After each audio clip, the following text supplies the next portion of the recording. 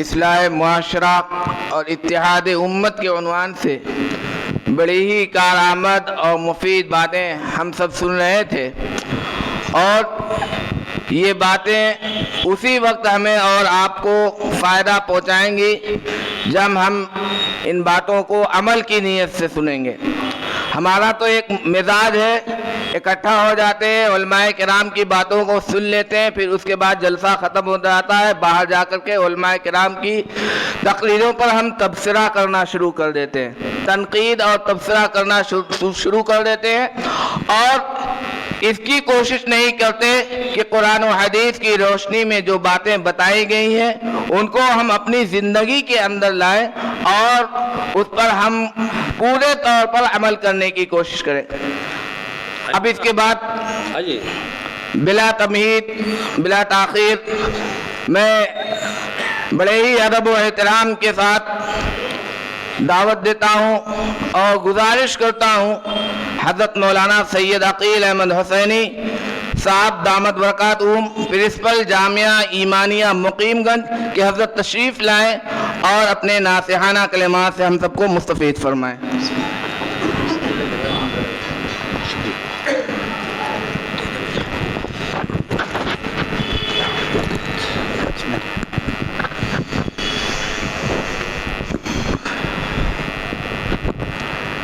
اعوذ باللہ من الشیطان اللعین الرجیم، لا حول ولا قوة الا باللہ العلی العظیم، بسم اللہ الرحمن الرحیم، الحمد للہ رب العالمین بارئ الخلائق اجمعین، والصلاة والسلام علی اشرف الانبیاء والمرسلین مولانا ابو القاسم محمد، اللہم صلی علی محمد وآل محمد وآلہ الطیبین الطاہرین المعصومین الداعین الی سبیل اللہ بالحکمت وبالموعظۃ الحسنہ، اما بعد۔ حاضرین کرام، ایک بہترین نشست اور ایک بہترین جلسہ، اور ایسا اتفاق کبھی ہوتا ہے کہ امت مسلمہ کے سارے فرقے ایک پلیٹ فارم کے اوپر آ جائیں۔ یہ دور سنانے کا ہے، سننے کا نہیں۔ ہر آدمی سنانا پسند کرتا ہے، کوئی سننا پسند نہیں کرتا، اور اگر سننا بھی چاہتا ہے تو اپنی بات سننا چاہتا ہے، جو وہ چاہتا ہے، جو اس کا عقیدہ ہے، جو اس کی سوچ ہے، جو اس کی فکر ہے، وہ سننا چاہتا ہے۔ اس کے علاوہ کوئی اور بات اگر ہو رہی ہو تو اسے سننا گوارا نہیں ہوتا۔ یہ جو اجتماع ہو رہا ہے اور تمام ملت اور تمام فرقے کے افراد جو اس وقت اس مسجد میں جمع ہوئے ہیں، یہ بھی دشمن کی بہت بڑی ہار ہے، اس لیے کہ وہ چاہتا ہی یہ ہے کہ یہ کبھی آپس میں ملنے نہ پائیں، اور ایسے دشمن کا جواب ہی یہ ہے کہ وہ چاہتا ہے کہ نہ ملیں اور ہم مل کے دکھائیں، اور یہی ہماری کامیابی۔ ابھی بہترین تقریر مولانا نے کی، اور قرآن مجید کی آیات کی روشنی میں میں صرف اور صرف انہی باتوں کو تسلسل دینا چاہتا ہوں اور اسی کو آگے بڑھانا چاہتا ہوں۔ عنوان دیکھیے، سمجھنے والی بات ہے کہ یہ جو زمانہ ہے، جس دور میں آپ کمپیوٹر ایج میں زندگی بسر کر رہے ہیں، کمپیوٹر ایج میں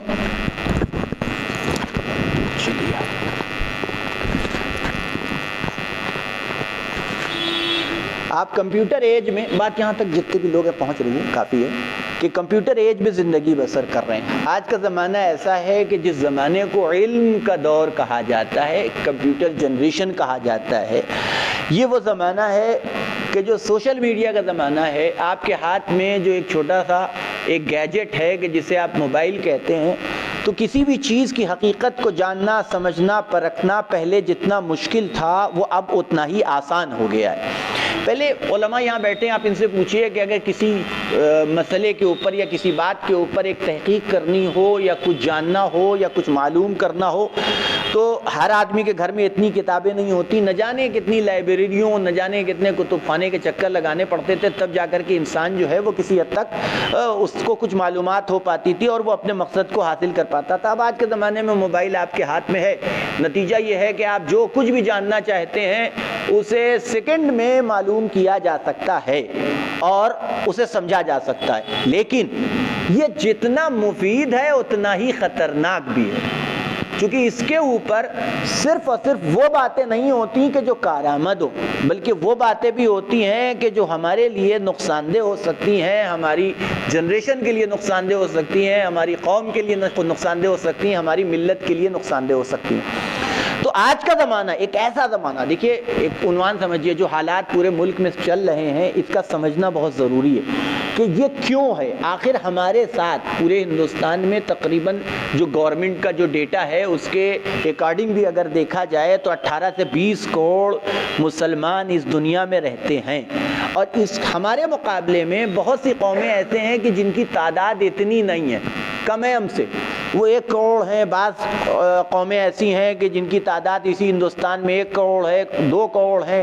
آپ عیسائیوں کو دیکھ لیجئے، آپ سکھوں کو دیکھ لیجئے، آپ جین مذہب کو دیکھ لیجئے، سارے مذاہب کو دیکھ لیجئے، ان کی تعداد ہم سے کہیں کم ہے، کہیں کم ہے۔ 24 کروڑ بہت ہوتا ہے، بہت بڑی تعداد ہوتی ہے، لیکن اس کے باوجود ہم ہی کیوں پسماندگی کا شکار ہیں؟ یہ سب کچھ ہمارے ساتھ ہی کیوں ہو رہا ہے؟ اس کا ایک ریزن ہے، اس کا سبب تلاش کرنا، اسے جاننا، اسے سمجھنا۔ میں زیادہ دیر نہیں بولوں گا، علماء موجود ہیں، ان کی شان میں زیادہ دیر ان کی موجودگی میں گفتگو کرنا مناسب بھی نہیں ہے۔ بس 2-4 باتیں جو میں سمجھتا ہوں میرے حساب سے کارآمد ہے، میں اسے آپ کی خدمت میں پیش کیے دیتا ہوں کہ ایک سوچنے والی بات ہے، ایک لمحہ فکریہ ہے کہ ہمارا یہ جاننا، دیکھیے پہلے مرض کا جاننا ضروری ہے تبھی علاج ہو سکتا ہے۔ جب تک آپ یہ نہ سمجھ پائیں کہ وہ مرض کیا ہے تب تک آپ علاج بھی نہیں کر سکتے نا۔ علاج کرنے کے لیے مرض کا جاننا ضروری ہے، تو یہ جاننا بھی ضروری ہے کہ ہمارے ساتھ یہ کیوں ہو رہا ہے، اس کی وجہ کیا ہے، اس کا ریزن کیا ہے، اس کا سبب کیا ہے۔ قرآن کی آیت مولانا نے پڑھی بھی کہ دیکھیے ایک چیز ہوتی ہے نا منطوق، اور ایک چیز ہوتی ہے مفہوم۔ قرآن مجید کی آیت کہ وَاعْتَصِمُوا بِحَبْلِ اللَّهِ جَمِيعًا، اللہ کی رسی کو مضبوطی پر پکڑے رہو، وَلَا تَفَرَّقُوا، لیکن آپس میں بٹو نہیں۔ اب یہ تو ہے منطوق، اس کا مفہوم کیا ہوا؟ اس کا مفہوم یہ ہوا کہ جب تم اس رسی کو چھوڑ دو گے تو بکھر جاؤ گے، یہی تو مفہوم ہوگا نا۔ یہ ایک سامنے کی بات ہے، اور اس کا نتیجہ ہم دیکھ رہے ہیں، یہ ہمارے سامنے۔ اب اس کا علاج کیا ہے، یہ کیسے اس کو ٹھیک کیا جا سکتا ہے، تو اس کا سمجھنا ہمارے نوجوانوں کا، ہمارے بچوں کا، ہمارے بزرگوں کا، ہمارے ذمہ داروں کا، ہمارے علماء کا، جو بھی قوم کے بزرگان ہیں ان کا سمجھنا ضروری ہے کہ دیکھیے انسان کے پاس، ہمارے پاس 2 ہی آپشن ہے، تیسرا کوئی آپشن نہیں۔ ایک چیز ہوتی ہے ضرورت اور ایک چیز ہوتی ہے ضرورت مند، یہ 2 چیزیں ہیں۔ ایک چیز ہے ضرورت اور ایک چیز ہے ضرورت مند۔ اب آپ کے پاس اختیار ہے، آپ چاہیے تو ضرورت بن جائیے، آپ چاہیے تو ضرورت مند بن جائیے۔ سمجھ رہے ہیں بات کو؟ اگر آپ ضرورت بن جائیں گے تو آپ کو کسی کے پاس جانا نہیں پڑے گا، دنیا آپ کے پاس آئے گی، چونکہ ضرورت مند ضرورت تک آتا ہے نا، ضرورت مند تک نہیں جاتی۔ لیکن اگر آپ ضرورت نہ بن سکے تو خود بخود ضرورت مند بن جائیں گے، اور جب آپ ضرورت مند بن گئے تو ٹھوکریں کھانا، ان کے در پہ جانا، یہ ہمارا اور آپ کا مقدر ٹھہر جائے گا، اور اس سے آپ فرار اختیار نہیں کر سکتے۔ دیکھیے قدر کس کی ہوتی ہے، آج کا زمانہ ہے، دیکھیے پہلے زمانے میں جو جنگیں ہوتی تھی، لڑائیاں ہوتی تھی، جھگڑے ہوتی تھی نا، تو پہلے امپورٹنس تھی کمیت کی، کوانٹٹی کو دیکھا جاتا تھا، تعداد کو دیکھا جاتا تھا۔ یہ وہ دور ہے کہ جس دور میں کوانٹٹی کی اہمیت نہیں ہے، کوالٹی کی اہمیت ہے۔ یہ نہیں دیکھا جائے گا کہ آپ کتنے ہیں، بلکہ یہ دیکھا جائے گا کہ آپ کیسے ہیں۔ سمجھ رہے ہیں بات کو؟ اگر آپ اس لیول تک اور اس منزل تک پہنچ سکیں کہ آپ دنیا کی ضرورت بن جائیں تو دنیا آپ کے پیچھے آئے گی۔ پھر یہ بحث نہیں ہے کہ ہم کتنی تعداد میں ہیں اور کتنے زیادہ ہیں اور کتنے نہیں ہیں۔ آپ صرف اپنی ترقی کا سبب نہیں بنیں گے یا اپنی قوم کی ترقی کا سبب نہیں بنیں گے، بلکہ جہاں رہ رہے ہیں اس شہر کی ترقی کا سبب بھی بنیں گے اور اس ملک کی ترقی کا بھی سبب بن جائیں گے، ہے کہ نہیں؟ عزت کس کی ہوتی ہے، احترام کس کا ہوتا ہے؟ عزت اس کی ہوتی ہے، احترام اس کا ہوتا ہے کہ جو کسی کے کام آ رہا ہو۔ جو چیز کام نہ آئے نا، وہ ہر ایک کے لیے بیکار ہے، اسے گھر سے باہر نکال کر کے پھینک دیا جاتا ہے۔ جو چیز کام آتی ہے اسی کو محفوظ کیا جاتا ہے، اسی کو بچایا جاتا ہے، اسی کی حفاظت کی جاتی ہے۔ سمجھ رہے ہیں بات کو؟ اور قرآن ہرگز نہیں، اللہ کا ارادہ بالکل نہیں ہے کہ آپ کمزور رہیے۔ اگر کمزور ہیں نا تو وہ ہم اپنی وجہ سے ہیں۔ یہ سبب کیا ہے؟ وہ اپنی وجہ، وہ ہم اور آپ جو ہیں اپنی وجہ سے کمزور۔ یہ ساری کمزوریاں ہماری جو کچھ بھی ہیں اس کا سبب، اس کا ریزن، اس کی وجہ صرف اور صرف ہم ہیں۔ ہمارے پاس جو ہمیں تعلیم کیا تھا، تعلیم دی گئی تھی سرکار ختمی مآب کی طرف سے، آپ تاریخ مثلا نبی کی سیرت اور اس کا مطالعہ کیجئے، اور نبی کی سیرت کو واقعاً اگر نبی کی سیرت ہی صرف صحیح سے بیان ہو جائے تو پھر ہمیں کسی اور کی ہدایت کی ضرورت ہی نہیں پڑے گی۔ اور ستم یہ ہے کہ جیسے نبی کی سیرت بیان ہونی چاہیے ویسے نبی کی سیرت بیان نہ ہوئی ہے، نہ ہو رہی ہے کہ نہیں ہے؟ آپ نبی کی سیرت اٹھا کے دیکھیے، جنگیں ہوئیں، کامیابی ہوئی اس میں، جسے کہہ لیے اسیروں کو لے کر کے آیا گیا۔ اب آپ یہ دیکھیے یہ جتنے اسیر تھے کس بنیاد کے اوپر رہا کیے گئے اور کیسے رہا۔ اب دیکھیے کس چیز کو نبی پرموٹ کر رہے ہیں، قوم کو میں کس چیز کو یہ دیکھنا ہے نا کہ نبی کی نگاہ میں اہمیت کس بات کی، قرآن میں کس بات کی اہمیت ہے، اور نبی کی نگاہ میں یہی دو ہی ملاک ہیں، دوسرے اس کے علاوہ کوئی دوسرا ملاک ہے ہی نہیں۔ یا نبی کی سیرت ملاک ہے یا قرآن اللہ کا کلام ملاک ہے، بھئی یہی دو ملاک ہے، اور انہی دو کا نام ہے اسلام۔ انہی دو کا، یا اللہ کے کلام کا نام اسلام ہے، یا نبی کی سیرت کا نام، یا نبی کی سنت کا نام ہے اسلام۔ اس کے علاوہ کچھ اور ہے ہی نہیں جو بھی ہے۔ اور اگر اس کے علاوہ کسی کی اتباع پیروی ہوتی ہے تو اسی کی ہوتی ہے کہ جس کی سیرت نبی کی سیرت سے مل رہی ہو، ہے کہ نہیں ہے؟ بھئی ملاک کو کس کی ذات ہے؟ نبی کی ذات والا صفات۔ جنگیں ہوئیں، اسیروں کو پکڑ کے لایا گیا، اب عرضیاں آئیں نبی کے پاس کہ ہمیں معاف کر دیا جائے، ہمیں رہا کر دیا جائے، ہمیں بخش دیا جائے۔ تو نبی نے ان اسیروں کو بلایا، بلا کر کے پوچھا تم جانتے کیا ہو؟ کوئی ہنر آتا ہے، کوئی علم آتا ہے، تمہیں لکھنا آتا ہے، تمہیں پڑھنا آتا ہے؟ توجہ فرما رہے ہیں؟ تو یہ ساری کہ جس نے بتایا کہ بھئی یا رسول اللہ ہم کو یہ ہنر آتا ہے، کہ 10 مسلمان کو یہ ہنر سکھا دو ہم تمہیں رہا کر دیں گے۔ کسی نے کہا مجھے یہ علم آتا ہے، کہ 10 مسلمانوں کو پڑھنا لکھنا سکھا دو ہم تمہیں رہا۔ آپ سوچیے یعنی ان باتوں کے اوپر اس سے یہ پتہ چلتا ہے کہ نبی کی نگاہ میں اہمیت کس چیز کی ہے، امپورٹنٹ کس بات کی ہے۔ سخر لکم ما فی السماوات و ما فی الارض واسبغ علیکم نعمہ ظاہرۃ و باطنہ۔ قرآن مجید ہے کہ ہم نے آسمان و زمین کو تمہارے لیے مسخر کر دیا ہے، واسبغ علیکم نعمہ ظاہرۃ و باطنہ، اور ہم نے اپنی ظاہری اور باطنی نعمتوں کو تمہارے اوپر تمام کیا۔ دیکھیے یہ قرآن کا دعویٰ اور چیلنج ہے، اور خالی اس امت کے لیے نہیں بلکہ یہ امت محمدی کے لیے، قیامت تک کے لیے۔ سخر لکم ما فی السماوات و ما فی الارض، ہم نے آسمان و زمین کو تمہارے لیے مسخر کسے کہتے ہیں؟ آپ علماء سے پوچھئے، تابع بنا دیا ہے، تمہارا تابع۔ آسمان و زمین میں جو کچھ، ما فی السماوات، جو کچھ آسمانوں میں ہے نا، سخر لکم ما فی السماوات و ما فی الارض، جو کچھ زمینوں میں سب تمہارا تابع بنا دیا۔ میرے سوال کا جواب دیا، آسمانوں میں کون سی چیز ہے جو آپ کے تابع ہے، اور کون سی چیز ہے زمینوں پہ جو آپ کی تابع ہے؟ کوئی چیز آپ کی تابع ہے؟ کوئی چیز جو آپ کی فرما بردار ہے؟ کچھ بھی تو نہیں، لیکن قرآن دعویٰ کر رہا ہے، اور جمع کا صیغہ ہے کہ نہیں، سخر لکم، تم لوگوں کے لیے۔ یہ صرف اور صرف اس زمانے کے امتیوں سے بات نہیں ہو رہی تھی، اصحاب رسول سے گفتگو نہیں ہو رہی ہے۔ قرآن ہے نا، معجزہ ہے، قیامت تک رہنے والی کتاب ہے اللہ، اور یہ ہدایت کے لیے ہماری اور آپ کے لیے بھی، اسی زمانے کی ہدایت کے لیے تو آیا نہیں نا، قیامت تک جب تک انسانیت ہے تب تک کی ہدایت کے لیے قرآن ہے۔ تو یہ قرآن کی جو آیت ہے یہ پوری انسانیت کو اپنے دائرے میں لے رہی ہے نا۔ قرآن کہہ رہا ہے سخر لکم ما فی السماوات و ما فی الارض، ہم نے آسمان و زمین میں جو کچھ ہے تمہارے لیے مسخر کر دیا۔ اب ایک سوال ہے کہ ہمارے اور آپ کے لیے کیا مسخر ہے؟ کون سی چیز ہماری تابع، کون سی چیز ہماری فرما بردار ہے؟ لیکن اب آگے بڑھیے تو وہاں پہ ایک شرط لگائی ہے اللہ نے، وَمَن یُجَادِلْ فِی اللَّهِ، جو اللہ کے بارے میں جدل کرے بغیر علم، ایک شرط لگائی ہے، لیکن سب تابع۔ اب دیکھیے اس سے نتیجہ نکلیے، سب تابع ہے لیکن جاہلوں کا تابع نہیں ہے، عالموں کا تابع ہے۔ سمجھ رہے ہیں آپ؟ تم کائنات کو اپنا تابع بنا سکتے ہو لیکن جہالت کے ساتھ نہیں، علم کے ساتھ۔ توجہ فرما رہے ہیں ہم؟ یعنی جب تک آپ کا اور ہمارا علم، جو اہم بیسک نیڈ ہے، یہ شرف انسانیت ہے کہ جسے علم کہا جاتا ہے۔ دیکھیے تقریریں ہوئیں، میں نے صرف مولانا کی جو تقریر سنی، دیکھیے علم کا فائدہ کیا ہے؟ علم انسان کو اگر ہو بھی جائے نا اگر علم انسان کے پاس آ جائے تو اختلاف اگر ہو بھی جائے تو وہ لڑائی بھی لڑتا ہے تو عالمانہ لڑائی لڑتا ہے، جاہلانہ لڑائی نہیں لڑتا۔ اچھا آپ نے کبھی کسی مولوی کو آپس میں، دو فرقے کے مولویوں کو آپس میں گتھا گتھی کرتے دیکھا؟ لڑتا کون ہے؟ میں ایک سوال ہے، آپ دیکھیے نا، میں ایک دم سامنے کی بات کروں، آپ نے کبھی دو مولانا کو ایک فرقے کا دوسرے فرقے کا، یہ شیعہ ہے، یہ سنی ہے، یا وہابی ہے، بریلوی ہے، دیوبندی ہے، ان مولویوں کو کبھی ہاتھا پائی کرتے دیکھا آپ نے؟ کبھی لڑے ہوں؟ اچھا اگر ایک فرقے کا مولوی دوسرے مولوی کے مدرسے میں پہنچ جائے نا، چائے بھی پلاتے ہیں، ناشتہ بھی کراتے ہیں، بڑے احترام سے اس کے استقبال میں کھڑے بھی ہوتے ہیں، ہے کہ نہیں؟ تو کیا یہ کیا دوست ہو گئے؟ دوست نہیں ہوئے۔ نظریاتی اختلاف ہے لیکن لڑائی ہے تو عالمانہ لڑائی ہے، جاہلانہ لڑائی نہیں ہے۔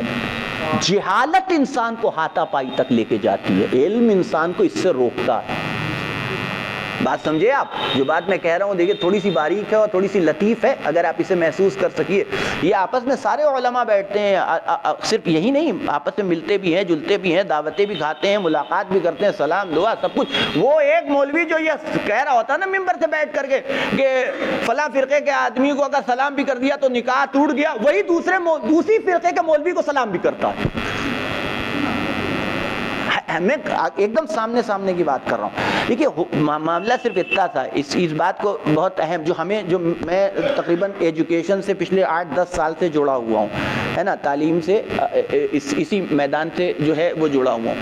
کمیاں آپ لوگوں کی بھی ہیں، کمیاں ہمارے جیسے مولویوں کی اور علماء کی بھی ہیں کہ عالم کی ذمہ داری خالی نماز پڑھانا نہیں ہے، عالم کی ذمہ داری خالی واعظ کہنا یا جمعے کا خطبہ دینا یہی نہیں ہے، بلکہ ایک عالم اپنی عوام کی معیشت کا بھی ذمہ دار ہوتا ہے، وہ اس کی تعلیم کا بھی ذمہ دار ہے، اس کی رہائش کا بھی، اس کے گھر کا بھی ذمہ دار ہے، مطلب اس کی ذمہ داری ہے۔ اور یہ خالی مولوی کی بات نہیں کر رہا ہوں، یہ تو جوڑ دیا ہے نا نبی نے اور قرآن نے آ کر کے جوڑ دیا۔ وہ مسلمان نہیں ہے کہ جو صبح اٹھے اور اسے کسی اپنے مسلمان بھائیوں کی اصلاح کی فکر نہ ہو، وہ اس عالم میں صبح کرے کہ اس کے ذہن میں کوئی پلان نہ ہو، کوئی نظام نہ ہو کہ جس کے تحت وہ اپنے دوسرے لوگوں کی فلاح و بہبود کے لیے، ان کی بھلائی کے لیے کوئی کام کر سکے، اس کے لیے وہ مسلمان نہیں ہے۔ یہ حدیث بھی میں نے دیکھی ہے، آپ غور کر رہے ہیں آپ؟ تو اب آپ سوچیں کتنا سخت۔ اسلام کوئی آسان مذہب نہیں ہے۔ نماز پڑھ لینا خالی اسلام کو ثابت نہیں کرتا بھائی، جمعہ پڑھ لینے سے خالی اسلام ثابت نہیں ہوتا، روزہ رکھ لینے سے یا حج کر لینے سے یا پھر جسے کہہ لیجئے کہ قرآن کی 1 گھنٹہ بیٹھ کے تلاوت نہیں۔ قرآن تو ویسے بھی تلاوت کے لیے نہیں آیا، قرآن تو عمل کے لیے آیا ہے، قرآن تو عمل کے لیے آیا نا بھائی، کہ قرآن خالی تلاوت کے لیے آیا۔ بے شک تلاوت اس کا ثواب ہے، میں اس سے کوئی وہ تھوڑی حدیث موجود ہے اور نبی نے جو ہے وہ حکم دیا ہے اس کو حفظ کرنے کا، اسے یاد کرنے کا، اس کی تلاوت کرنے کا مطالبہ کیا، وہ سب اپنی جگہ ہیں، لیکن جو مقصد ہے نا وہ پہلی آیت میں بیان کیا گیا کہ نہیں بیان کیا؟ الف لام میم ذالک الکتاب لا ریب فیہ ھدی للمتقین۔ ہدایت ہے قرآن، ہدایت فکری ہدایت بھی ہے قرآن، عملی ہدایت بھی ہے قرآن۔ یہ تمہاری فکروں کا بھی ہادی ہے اور تمہارے اعمال کی بھی ہدایت کرنے کے لیے قرآن نازل کیا گیا۔ تو جو سب سے پہلی چیز ہے، جو سب سے بڑا مرض ہے نا ہمارے ہاں سب سے، یہ 24 کروڑ مسلمانوں کی بات کر رہا ہوں میں پورے ہندوستان کے، 24 کروڑ، سب سے بڑے مرض کا نام ہے جہالت۔ آپ اسے مانیے چاہے نہ مانیے، میرا تو نظریہ یہی، اور سارے فساد کی اور ساری جسے کہہ لیے ہماری بربادی کی اور جو سبب ہے وہ یہی ہے کہ جسے جہالت کہا جاتا ہے۔ اور ایک عنوان کر دیا جاتا ہے علم دین اور علم دنیا۔ میرا ماننا یہ ہے کہ علم دنیا کچھ ہے ہی نہیں، جو ہے وہ علم دین ہی ہے۔ نیت طے کرتی ہے کہ یہ علم دین ہے کہ یہ علم دنیا ہے۔ ہم مدرسے میں جائیں اور جا کر کے مفتی بن جائیں، قرآن حفظ کر لیں، جسے کہہ لیجئے کہ اور فقہ اور اصول اور فلسفہ اور علم رجال اور یہ سب پڑھ لیں، اور پڑھنے کے بعد آ کر کے درس دے، کاہے کے لیے؟ پیسہ کمانے کے لیے۔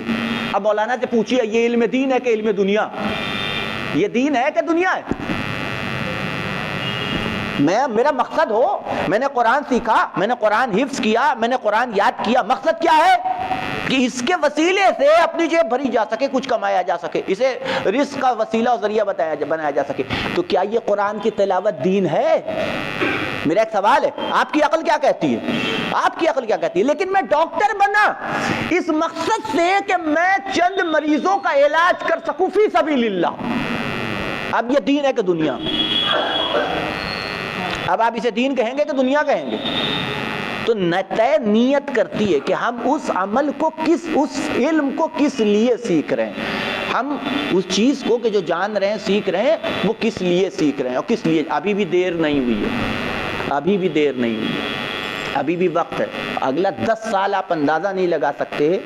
ذرا سا ڈیپ جائیے, آپ ہندوستان کا میڈیا چھوڑیے اور جسے کہہ لیے جو ویسٹرن میڈیا ہیں اور جو اس کے جو انالیسسٹ ہیں ان کے بارے میں جو آگے کی 10 سال کی پیشن گوئی ہے اور اس کے حوالے سے جو آپ کے حوالے سے جو پیشن گوئیاں کی گئیں, اس سے جینا دوبھر ہو جائے گا. چونکہ ہم کیڑے مکوڑے سے زیادہ کی حیثیت نہیں رکھتے, ہماری کوئی وقت نہیں ہے, ہماری کوئی ویلیو نہیں ہے. کیوں؟ اس لیے اس کی وجہ کیا ہے؟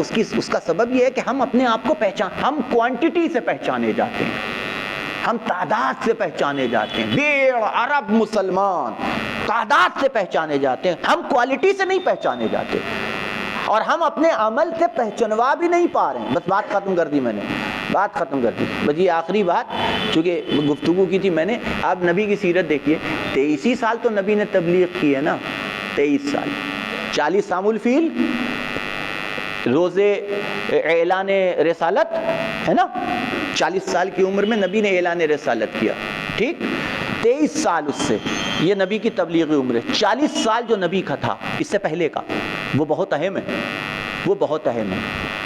آپ دیکھیے وہ 40 سال جو نبی نے زندگی بسر کی ہے نا, اور اس 40 سال میں عرب کا تجزیہ کر لیے کیسے لوگ تھے, کیا فکریں تھی, کیا سوچ تھی, کیا ان کا عقیدہ تھا اور کیا ان کا عمل تھا. ایسے لوگ جو بیٹیوں کو زندہ درگور کر دیتے ہوں, ایسے لوگ کہ اگر ایک اونٹ دوسرے کے کھیت میں جا کر کے چرنے کے لیے چلا جائے اس کے لیے 20-20 سال لڑائیاں لڑنے والے, ایسے درندہ صفت لوگ, ایسے درندہ. ان کے درمیان میں جھوٹے لوگ, خائن لوگ, اور ان کے درمیان میں نبی نے 40 سال میں اپنے 2 کمال کا کلمہ جھوٹوں سے اپنے آپ کو صادق کہلوایا ہے, جھوٹوں سے اپنی صداقت کا کلمہ پڑھوایا ہے. یعنی اپنے کردار کو منوایا, پہلے اپنے کردار کو منوایا, کیریکٹر کو منوایا نبی نے. یعنی جب کردار, دیکھیے ایک بات بتا دیں, آپ کسی کو بھی سچا کہنے لگیے اور پھر اس کے بعد اس کی تکذیب کیجئے تو تکذیب اس کی نہیں ہوتی, آپ کی ہوگی.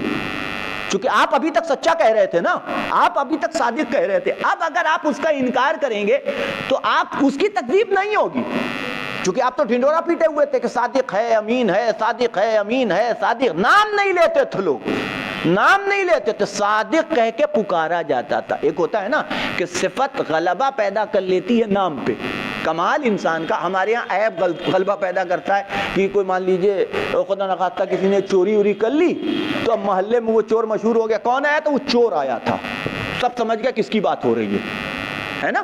تو برائی کا غلبہ پیدا کرنا آسان ہے, اچھائی کا غلبہ پیدا کرنا بہت مشکل کام ہے. یعنی آپ کو کسی اچھی صفت سے پہچانا جائے یہ بہت مشکل کام ہے. اس کے لیے ایک عمر زندگی انسان کو صرف اس صفت کے اظہار میں لگانی پڑتی ہے, تب وہ صفت آپ کے نام کے اوپر غلبہ پیدا کرتی ہے اور آپ اس صفت سے پہچانے جاتے ہیں. لوگ نبی کا نام نہیں لیتے تھے, صادق کہہ کے پکارتے تھے, امین کہہ کے پکارتے تھے, صادق اور امین. آپ سمجھ رہے ہیں؟ تو 40 سال نبی نے صرف اپنے چاہتے, اچھا اگر اللہ نے کیا مصلحت ہے بھائی کہ 20 سال کی عمر میں, چلیے ٹھیک ہے, نبی 1 عام الفیل کو پیدا ہوئے, 1 عام ہاتھیوں والا سال, جس سال ابرہا جو ہے لشکر ڈھانے کے لیے آیا تھا اس سال نبی پیدا ہوئے. چلیے ابھی بچے تھے, 10 سال 15 سال 20 سال کی عمر میں اعلان رسالت کروا دیتا اللہ, نہیں نہ کروایا. 40 سال, یہ 40 سال کہے کے لیے تاکہ پہلے نبی کے کردار کا کلمہ پڑھ لو, پہلے نبی کا کردار سامنے آ جائے. اور جب کردار سامنے آتا ہے نا, جب کردار سامنے آتا ہے تو کردار سے کائنات کی کوئی طاقت نہیں ٹکرا سکتی, اس کے مقابلے میں کوئی طاقت بھی نہیں ٹکرا سکتی. بس آخری بات تھی, میں نے گفتگو ختم کر دی. تو میں صرف اور صرف اس جسے کہہ لیے کہ اس میٹنگ سے اور اس جلسے سے بس 2 پیغام میری طرف سے, جو 2 پیغام کہ ہمیں یہ چاہیے کہ ہم اگر لوگوں کو منوا رہے ہیں تو اپنے کردار سے منوائیں. وہ دلوں میں جو نفرتیں بھر دی گئی ہیں، وہ جو عداوتیں بھر دی گئی ہیں، وہ جو بغض و حسد بھر دیا گیا ہے، میں کہتا ہوں نا کہ جو یہ سارے لوگ ایسا نہیں ہے کہ ان کا ذہن جو ہے یہ سب آپ کے دشمن ہیں، نہیں، یہ ایک وقتی طور کے اوپر آلودہ کر دیا گیا ہے ذہن کو، ہے نا، زنگ لگ گیا، اس لوہے کے اوپر زنگ لگ گیا. اب اس کی ضرورت ہے کہ اسے مانجا جائے. تو جب مانجا جائے گا تو دوبارہ سے یہ صاف و شفاف ہو جائے گا. اب اسے مانجنے کے لیے جس کیمیکل کی ضرورت ہے وہ ہمارے اور آپ کے کردار کی ضرورت ہے، ہمارا اور آپ کا. دوسری چیز ہے اپنے وجود کو باقی رکھنے کے لیے، اسے برقرار رکھنے کے لیے، اور آنے والی پیڑھی کو ایک عزت دار زندگی عطا کرنے کے لیے اور اپنی قوم کو پہچانوانے کے لیے جو دوسری چیز کی ضرورت ہے وہ ہے علم. علم دین کے ساتھ ساتھ، جسے آپ علم دنیا کہتے ہیں، میں دونوں میں فرق نہیں کرتا، علم دین اور علم دنیا، ان دونوں کے اوپر بھی دھیان دینے کی ضرورت ہے. اور اس کی ذمہ داری آپ کی بھی ہے، علماء کی بھی ہے. وہ انتظام کریں، وہ اس حوالے سے پلاننگ کریں، اس طریقے کمیٹیاں بنیں کہ کوئی ایسا ہمارے پاس مرکز ہونا چاہیے کہ جہاں مستقل طور کے اوپر علم دین بھی دیا جا سکے اور علم دنیا، یعنی ہمارا مولوی سائنٹسٹ بھی ہو، ہمارا حافظ ڈاکٹر بھی ہو. سمجھ رہے ہیں بات کو؟ دیکھیے مولانا بیٹھے ہوئے، ان سے پوچھئے کئی آدمی مسئلہ لینے پوچھنے کے لیے آتے ہیں، یا ہم سے آدمی مولوی کو دیکھ کے ڈرتا ہے. اب ان سے جائیں مسئلہ پوچھنے کے لیے، کوئی بیچارے کے ساتھ پرابلم ہے، اس کو غسل نہیں آتا، سمجھ رہے ہیں آپ سوچے گا کہ 20 سال کی عمر میں جائیں مولانا سے غسل پوچھنے کے لیے، پہلے تو مولانا سنانا شروع کر دیں گے کہ اس عمر میں آیا غسل پوچھنے کے لیے، سمجھ رہے ہیں؟ تو وہ تلاش کرتا ہے اپنی قوم میں کوئی اپنے جیسا مل جائے کہ جسے پتا ہو وہ ہمیں بتا دے، ہے کہ نہیں؟ تو ضرورت اس بات کی ہے کہ عوام میں بھی ایسے لوگوں کا پہنچنا ضروری ہے کہ جن کے اوپر مولوی کا لیبل نہ لگا ہو لیکن مولوی ہوں. سمجھ رہے ہیں آپ؟ یعنی علمی اعتبار سے ان کی صلاحیت اس لائق ہو کہ وہ ان ضرورتوں کو، ان باتوں کو اور علماء کی زبان بن کے عوام کے درمیان میں رہیں اور علماء کا پیغام اور ان کا مقصد اسے عام کرتے رہیں. اور یہ جو سارا اختلاف ہے، یہ سارا جو لڑائیاں اور جھگڑے، اگر یقین مانیے علم آ جائے نا تو نظریاتی اختلاف رہے گا، اور یہ رہے گا. اسے دنیا کی کوئی طاقت جب تک قیامت نہ آ جائے اسے دور کرنا تقریباً جو ہے وہ ناممکن ہے. یہ رہے گا، لیکن لڑائی بھی ہوگی. بھئی آج سے تھوڑی ہمیشہ سے ہو رہا ہے نا، کتابیں لکھی گئی، کتابیں لکھی. بھائی سوچئے دو مخالفت میں ادھر سے ایک کتاب، ادھر سے ایک کتاب، ادھر سے ایک کتاب، فائدہ کس کا ہوا؟ دین کا ہوا. یہ کتابیں جو لکھی گئیں اس کا فائدہ کس کا ہوا؟ محنت کی نا، علماء نے محنت کی، جواب دینے کے لیے محنت کی، قرآن کی آیتوں کے اوپر تدبر کرنا شروع کیا، غور کرنا شروع کیا، فکر کرنا، تفسیریں، وہ کتنی تفسیریں لکھی گئی، کس بنیاد کے اوپر لکھی گئی. یہ اختلاف دین کے آگے بڑھنے کا سبب بنا، علم کے آگے بڑھنے کا سبب، یعنی اس نے یہ اسی تو نظریاتی اختلاف رہ جائے گا، علمی اختلاف رہ جائے گا. لیکن وہ جو خطرناک والا ہے نا، وہ جو جسے کہہ لیجئے کہ جو سبب بنتا ہے کہ وہ ایک دوسرے کی صورت بھی انسان دیکھنا نہ پسند کرے، یہ اختلاف ختم ہو جائے گا. آپ اپنا عقیدہ، مجھے مریض سمجھتے ہیں تو مریض کی طرح سے مجھے ٹریٹ کیجئے. میں آپ کو مریض سمجھتا ہوں، جیسے ڈاکٹر ہوتا ہے نا، اب ڈاکٹر کے پاس جائیے کتنے بھی برے حال ہوں تو مریض آپ کی حالت، مریض کو دیکھ کر کے ڈاکٹر بھگا تھوڑی دیتا ہے کہ میں ایسے مریض کا علاج نہیں کروں گا. وہ ہمدردی کرتا ہے نا کہ آئیے بھائی بیٹھیے، ہم آپ کا علاج کرتے ہیں، ہم آپ کو دوا دیتے ہیں، آپ کا زخم ہے ہم اسے دھو دیتے ہیں، گندے سے گندا زخم ہے نا، وہ اسے اپنے ہاتھوں سے دھو کے صاف کر کے اس کے اوپر مرہم لگا کے پٹی باندھ کر کے پھر رخصت کرتا ہے. تو ایسے ہی ایک دوسرے کو ٹریٹ کرنا شروع کر دیجئے، ایک دوسرے کو کہ ٹھیک ہے ہمارا عقیدہ ہم سمجھتے ہیں میرا عقیدہ صحیح ہے، آپ کا عقیدہ خراب ہے، ٹھیک ہے، تو ہم ڈاکٹر بنے آپ کو مریض سمجھیں، یہی عنوان آپ کا بھی ہو. آپ سمجھتے ہیں آپ کا عقیدہ صحیح ہے، میرا غلط ہے، تو آپ مجھے مریض کی طرح سے دیکھیے، دشمن کی طرح سے نہ دیکھیے، دشمن کی طرح سے نہ دیکھیے. جب یہ فکر آپ کی بن جائے گی نا تو یہ اختلاف خود بخود ختم ہو جائے گا. اور یہ جس پیمانے پہ گفتگو ہو رہی ہے اس سے بڑے پیمانے پہ ہونی چاہیے. معذرت تھوڑا سا وقت آپ لوگوں کو لے لیا. وآخر دعوانا ان الحمد للہ رب العالمین. بسم اللہ الرحمن الرحیم. قل هو اللہ احد اللہ الصمد لم یلد ولم یولد ولم یکن له کفوا احد.